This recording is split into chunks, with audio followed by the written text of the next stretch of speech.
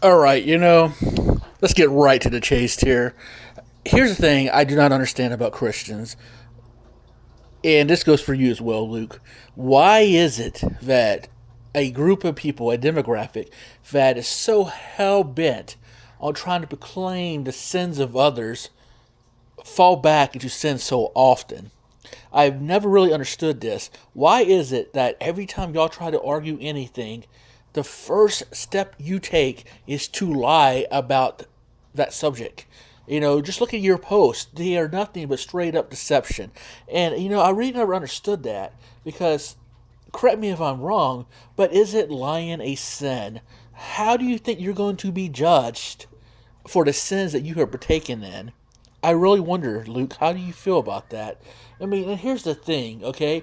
Satan, Lucifer, is known as the king of deceit.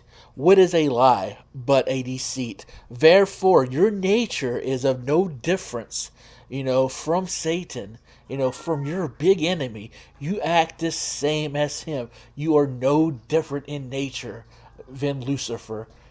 I mean, do you ever think about that? And as to your comments here, about rape and slavery, let's define capital crime.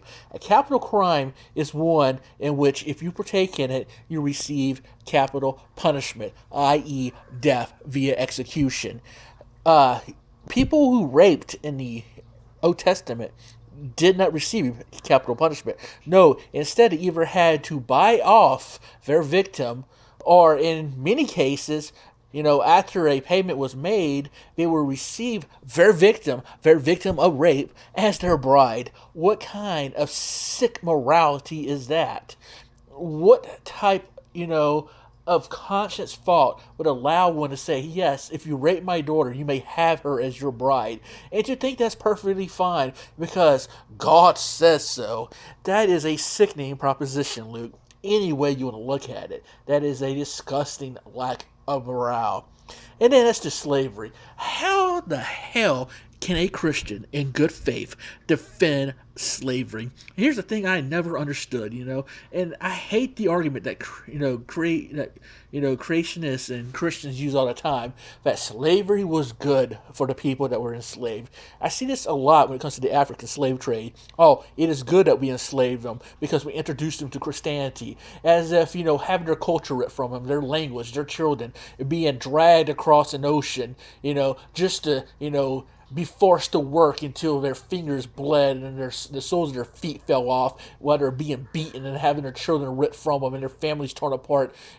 All of that means nothing because they were introduced to Christianity. What the hell, man? What type of morale, what type of conscious thought allows you to think that all of that is perfectly okay because they were introduced to your made up, fable? How do you sleep at night, thinking you are in the right here because, these black people were introduced to Christianity, so it's all good that everything they knew was taken from them?